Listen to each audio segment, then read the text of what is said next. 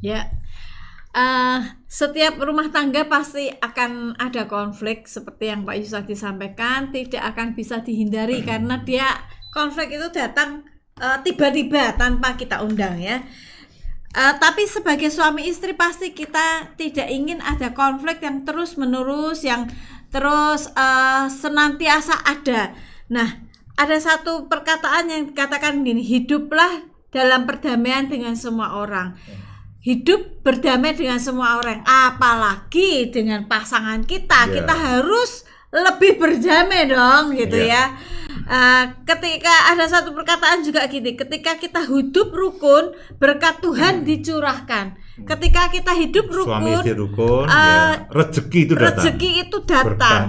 Berkah itu datang. Jadi kita mesti suami istri itu mesti rukun. Nah, bagaimana kita dalam satu hubungan tidak ditentukan apakah ada konflik atau tidak. Dalam hubungan suami istri itu tidak ditentukan apakah ada konflik atau tidak. Tapi bagaimana kita bisa mengelola konflik itu menjadi sesuatu yang lebih baik, menjadi sesuatu yang ada solusinya dan ada kemajuan-kemajuan dalam kehidupan kita. Seperti yang minggu lalu kan kita katakan, konflik itu menunjukkan ada sesuatu yang salah. Nah, ketika kita tahu ada sesuatu yang salah, kita mesti jadikan konflik itu sesuatu untuk menuju yang lebih baik ya. Nah, terus jika konflik itu terjadi, apa yang kita mesti lakukan? Saya merenungkan ada 5 hal ya.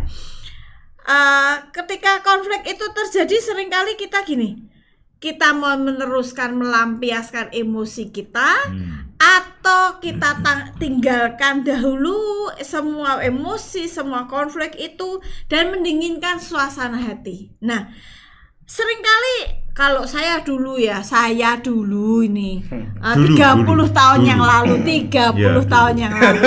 kalau ada konflik sama Bapak dengan Pak Yus, orang yang di sebelah saya ini yang ganteng kinyes-kinyes itu ya, saya nggak bisa kalau nggak melampiaskan emosi saya saya bisa marah-marah seharian, bisa tak marahin gitu, saya bisa ngomel terus, tapi itu tidak membuat hati saya itu damai. Seperti yang dikatakan, kita mesti belajar berhidup damai dengan semua orang, apalagi dengan suami. Nah, kalau saya ngomel terus atau suami ngomel terus gitu ya, Bu Indah tidak damai, apalagi saya. Kan pasti tidak ada damai, apalagi anak-anak, apalagi orang di sekitar kita pasti akan merasakan atmosfer yang tidak baik itu ya. Nah, kalau ada konflik yang terjadi, jangan kita melampiaskan emosi. Saya belajar untuk mendinginkan dan menguasai hati saya dulu sebelum saya berbicara, sebelum saya mengungkapkan apa yang sebetulnya perlu diperbaiki. Nah, itu yang pertama. Yang kedua, kita tidak dapat merubah orang lain. Saya tidak bisa merubah Pak Yus. Ini orang keras kepala. Coba ya. Keras kepala ya. Jadi saya tidak bisa merubah orang lain. Kita tidak bisa mengontrol perilakunya, tidak bisa mengontrol pikirannya, tidak bisa mengontrol perasaan pasangan kita, orang lain ya toh. Tapi kita bisa mengontrol diri kita dan kita bisa menguasai diri kita. Nah, jangan menuntut orang lain untuk berubah terlebih dahulu, tapi berubahlah dari diri kita sendiri. Perubahan dimulai dari diri kita sendiri. Solusi juga dimulai dari diri kita sendiri. Ya, belum sampai Pak. Ya, saya hanya menegaskan, Bunda. Tenang aja, saya menegaskan.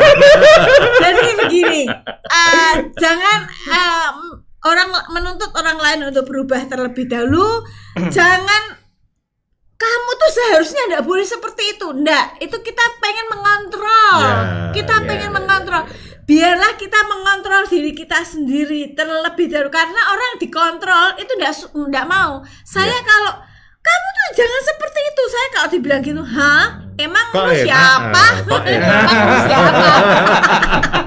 Diriku sendiri kok enak banget lu. Kamu ikut-ikutan. Perasaan-perasaanku. Nah, itu tidak bisa gitu. Biarlah kita yang bisa mengontrol diri kita sendiri, jangan menuntut orang lain. Ya. Kemudian yang ketiga, mencoba memahami apa yang sedang dialami, dirasakan oleh pasangan kita, dan mencoba menempatkan diri kita pada pasangan kita. Kadang-kadang ketika ada konflik terjadi, sebetulnya konflik itu bukan murni, menurut saya sih bukan murni. Kadang-kadang bukan murni dari suami istri. Mungkin suami lagi di kantor ada masalah gitu kan, kebawa ke pulang. Nah, kadang-kadang suami lagi bete atau apa, kita nggak ngerti, atau suami sudah ngomong gitu ya. Nah, kita mesti belajar mengerti apa ya, sinyal-sinyal atau tanda-tanda yang bukan verbal tapi apa ya, yang ya taulah suami istri kadang-kadang Ya bahasa tubuh, gitu raut muka, ya, itu kan kita ya. mesti mempelajarinya. Nah, ketika kita tahu itu, kadang-kadang kalau kita nambah dari ini, jadi ada persoalan. Tapi ketika itu coba belajar kita menempatkan diri kita dengan cara memahami dan menyesuaikan tanpa penuntutan pada suami, dengan cara apa? Menempatkan diri kita kepada pada posisi suami gitu, pada posisi istri, pada posisi pasangan kita. Mungkin dia sedang ada masalah di dalam keluarganya. Kadang masalah sekarang nih ya, masalah orang sakit ya, misalnya ibunya lagi sakit atau ayahnya lagi sakit, itu tidak bisa dipungkiri bahwa akan terbawa di dalam diri.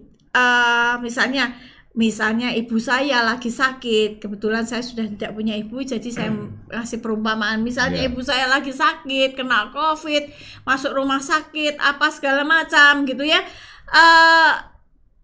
Pasti itu akan menjadi tekanan berat buat istri. Tiba-tiba suami ngomong apa yang rada keras sedikit, istri bisa muntah, bisa, kamu kok tidak memahami aku lagi sedih, ini. Ya, ini contoh yang mungkin real hari-hari ini terjadi. Nah, cobalah tempatkan diri pada posisi pasangan. Oh iya ya, empati, memberi empati. Nah, itu akan membantu ya, tidak akan membuat persoalan lebih besar. Hal yang keempat, kita memiliki kemampuan untuk mengubah cara berkomunikasi dengan pasangan kita. Kita dapat melajari cara melakukannya, kita mampu mendengar dan memilih kata-kata kita dengan baik. Belajar berkomunikasi dengan cara yang pasangan kita inginkan. Nah, seringkali kita itu saya contoh ya. Nggak usah diketawain. Belum ketawa. Saya itu kalau ngomong, walaupun nggak marah, itu tapi keras. Seperti ini kan saya ngomongnya keras ya. Apalagi kalau marah. Apalagi kalau marah. Lah, seringkali itu saya jengkelnya kalau di rumah tuh gitu. Misalnya lagi ngomong ini, loh ya nggak bisa gitu toh. Masa ini gini, harusnya itu gini. Beliau ini selalu ngomong, nggak usah marah. Anak saya juga ngomong, mama tenang aja. Ya ampun, aku tuh ya tenang saja. Memang cara aku ngomong seperti itu. Saya belajar untuk ngomong halus ya, sudah bertahun-tahun ya, lumayan kan. Tapi kadang-kadang keceplos gitu ya. Karena itu kan habit sudah puluhan tahun, sudah 50 tahun. Biasa ngomong gitu ya. Kayak tembakan. Nah, jadi saya belajar, saya menyesuaikan diri dengan dia nggak suka saya berteriak, saya ngomong keras, jadi saya nadanya itu tidak menyenangkan. Nada bicaramu itu tidak menyenangkan. Saya jelaskan. Nggak usah dijelaskan. Nada bicaramu itu kurang menyenangkan. Aku sudah tahu, udah saja. Oke.